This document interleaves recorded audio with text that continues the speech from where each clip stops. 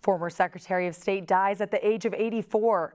New developments on the Texas abortion ban, and international students are experiencing the Sooner State. This is OU Nightly.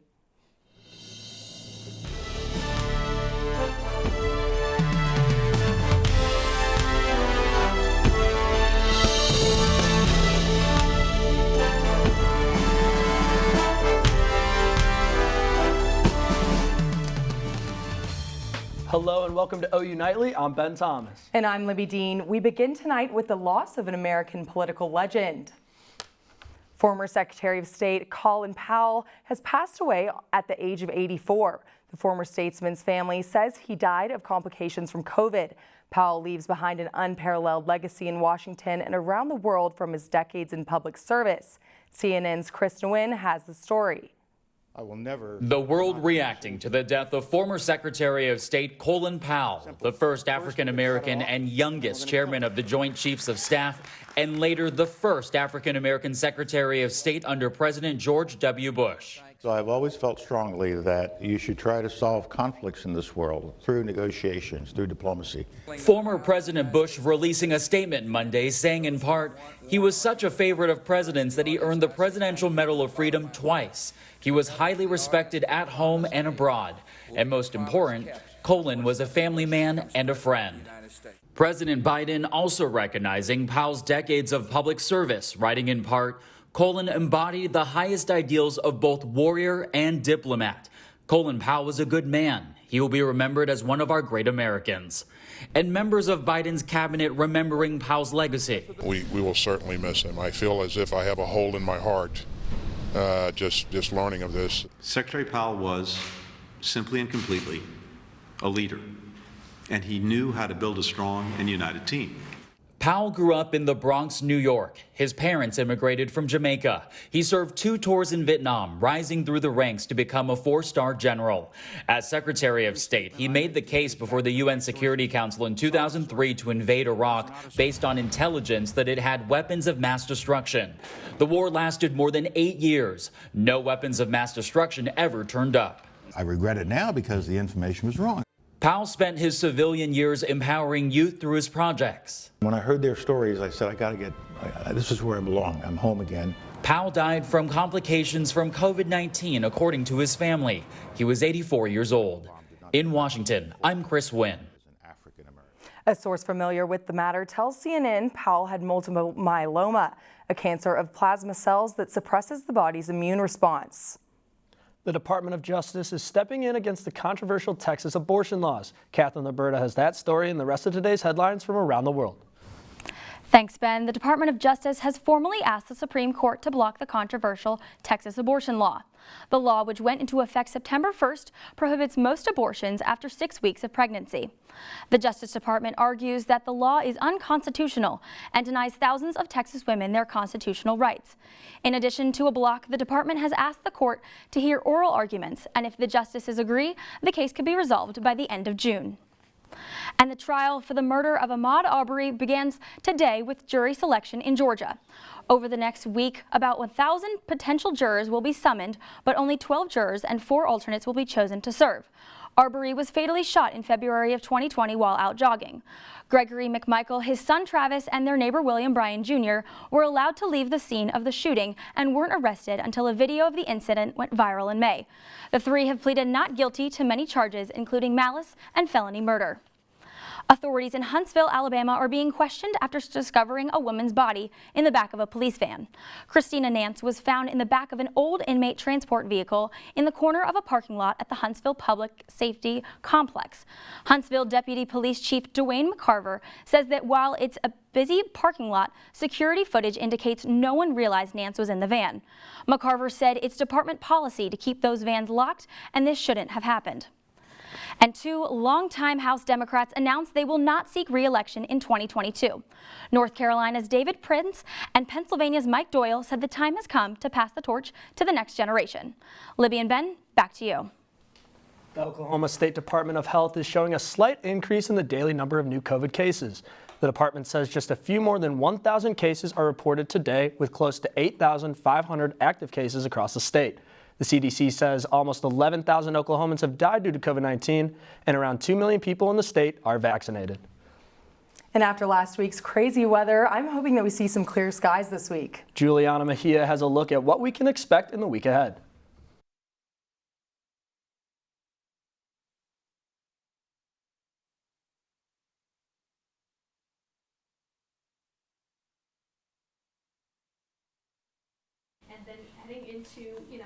We're sorry for the technical difficulties, and we are going to continue to our weather after this, and then we will continue on.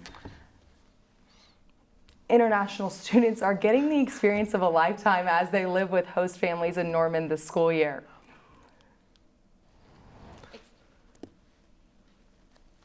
Started at Norman High School this semester after traveling across the globe to live in America. I'm just speaking for Germany, but like every German's dream is like to go to a high school someday and just like experience the American like everyday life.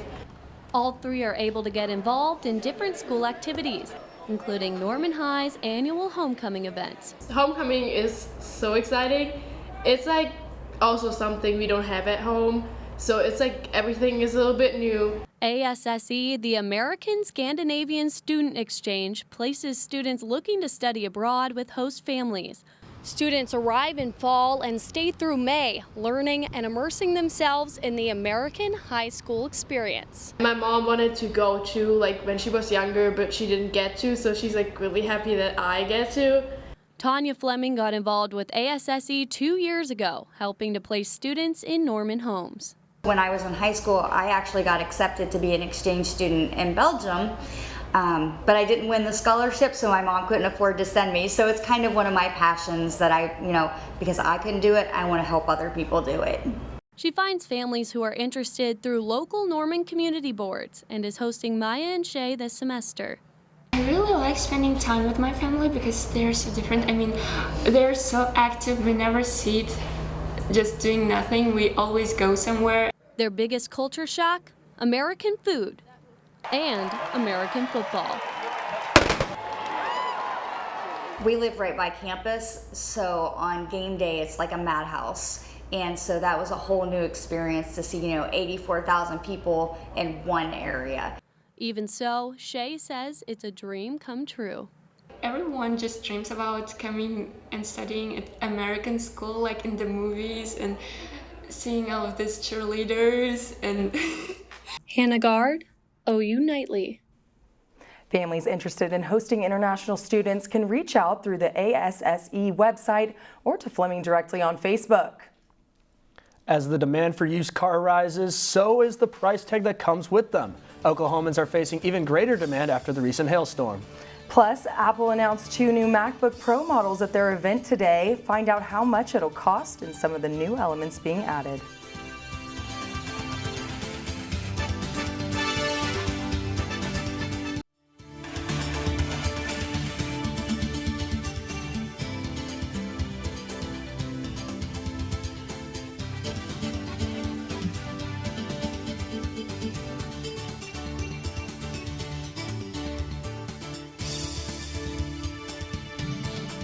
If you live in the OKC Metro and want a used car, it's going to cost you.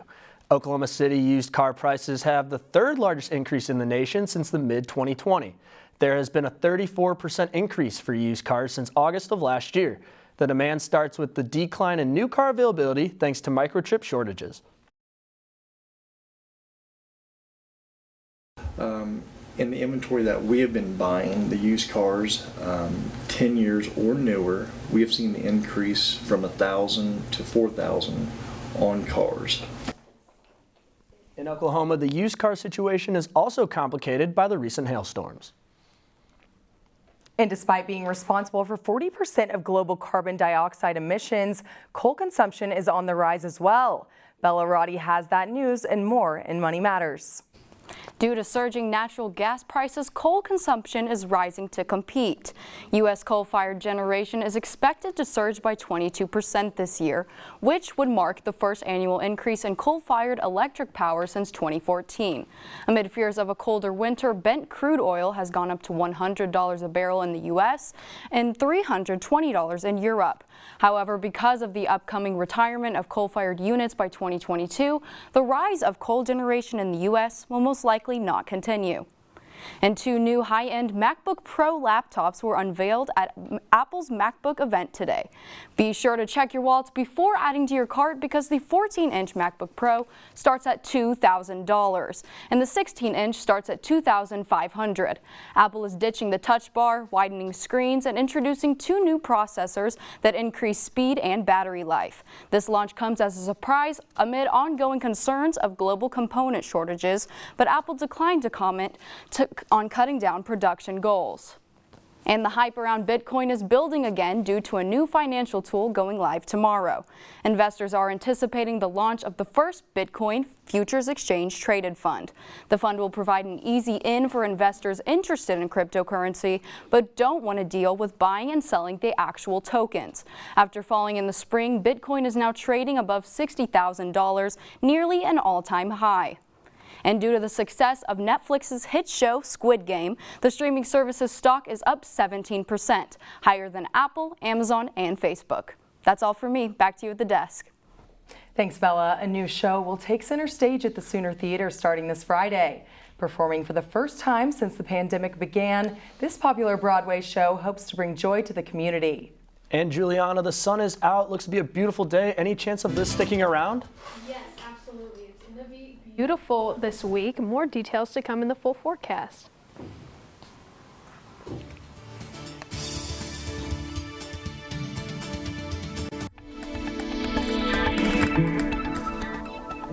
Well, welcome back to OU Nightly. We've got beautiful conditions out there in the OKC Metro right now, about 72 degrees, plenty of sunshine. You can see that dew point at 40 degrees. It is very dry, making it very comfortable out there. We've got winds from the south. Current dew points statewide pretty much in the 40s. So it is just overall very, very comfortable. This is going to last us the next several days, fortunately. And it is pretty much the peak of fall right now. We've got lots of areas across the country that are already past peak with those fall colors and the trees out there. You can see we're still hanging on to about partial and a little bit patchy here. So we still have a couple of weeks to go before we see the peak in those fall colors outside. But talking about temperatures and conditions, so overnight tonight going to be a bit chilly, but we're going to still see those winds coming from the south. But you can see going into now Wednesday, we'll be looking at a cold front, a very weak cold front sweeping through the state. So that's going to cool us off a bit Tuesday into Wednesday. However, where it's really going to drastically cool us off is as that progresses and finally makes its way through the state entirely and drops us even further down into the 40s for that overnight low into Thursday morning. Now, we do have a lot of things to look forward to these next couple of weeks. So Halloween just 13 days away.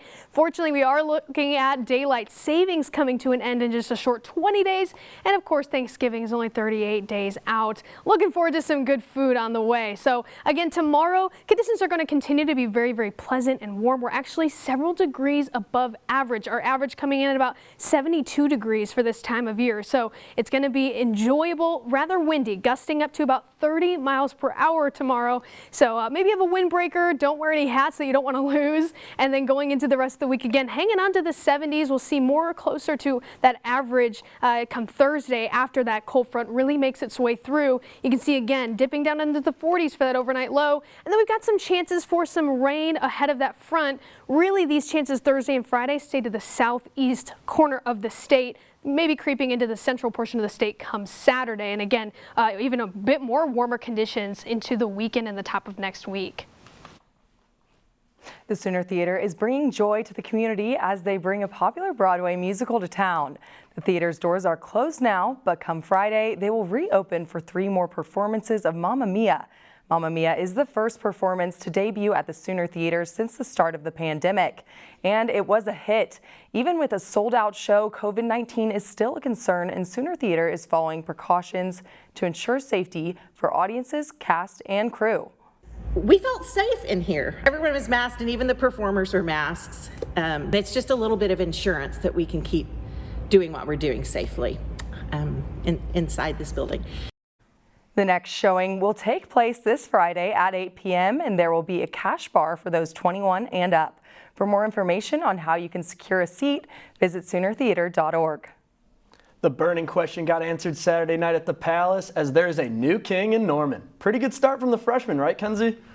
Yes, it was. We have more OU quarterback news than you can imagine, including reliving Caleb's Saturday night debut. And a pair of former Sooner Heisman-winning QBs face off in the pros. Stay right here, because sports is next.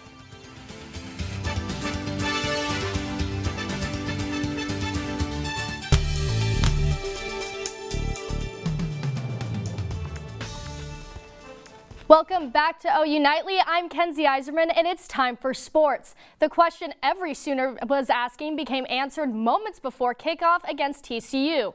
Will it be Caleb Williams or Spencer Rattler? The answer was Caleb Williams. And here's Caleb Kelly praying that his namesake would shine, and boy did it ever. Williams set OU records by throwing 4 touchdown passes in his debut and running for another. Today, Williams was named the Big 12 Offensive Player of the Week, and Williams and the Sooners never trailed. Will Blessing and Shannon Ehrhardt took it all in. An electric stadium tonight as the Sooners took down the Horned Frogs 52-31, and the question was answered. Caleb Williams is the starter. What else did you see from the offense?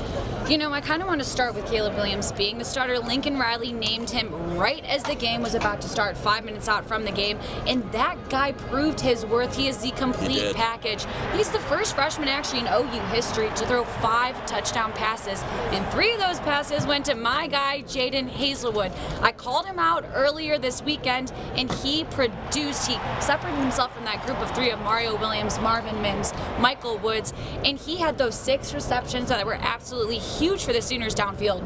Yes, he did. Now I've talked about this. This was an OU offense that seemed to be clicking, seemed to be firing on all cylinders, and that's exactly what OU needs to continue. This is the halfway point of the season, and if this offense keeps going the way that they played tonight, it's going to be a successful year for the Sooners. And Will, how about the O-line? The O-line seemed like they looked a lot more comfortable with Williams under center. I agree, and it may just be a mentality thing. Maybe they just want to protect him better. But overall, this is an offense that's clicking. That's all we have for you. I'm Will Blessing for Shannon Ehrhardt. Back to you.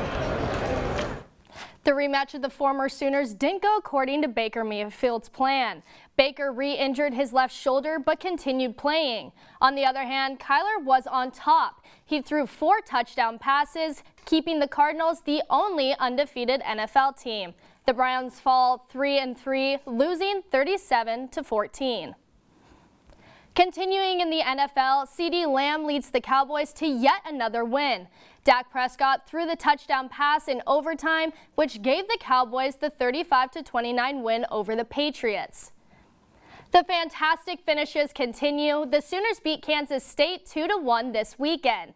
Not only OU soccer's second straight win, but the ladies have now both defeated Kansas teams. The Sooners hope to keep up their winning streak this Thursday in Stillwater.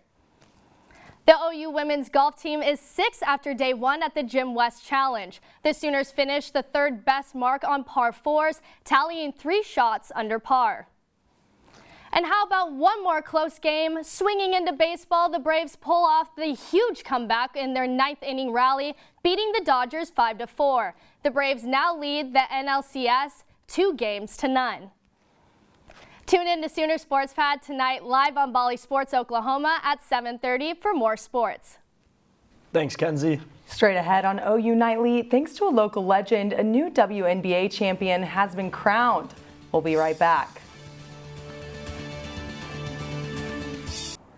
I'm Becca Yanez at the OU Nightly Update Desk. The Biden administration is taking further action against climate change.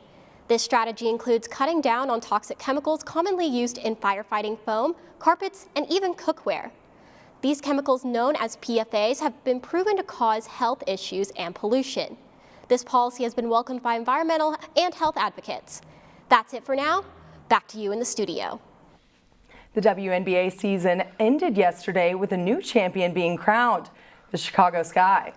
The Sky defeated the Phoenix Mercury 80-74 in Game 4 of the WNBA Finals to win their first ever championship. Led by fellow Chicagoan Candace Parker, she signed with her hometown team in the offseason in hopes of bringing Chicago a championship, and she did just that. This was her second career championship and first for the city of Chicago since the Cubs won the 2016 World Series. So now let's take a final look at the weather.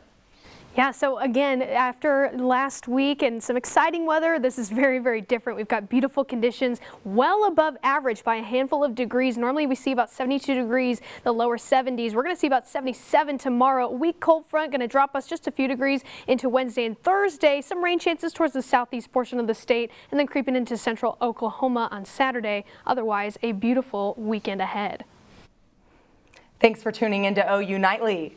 We are live every weekday from Gaylord Hall of Campus University of Oklahoma. We'll see you back here tomorrow night. Good night.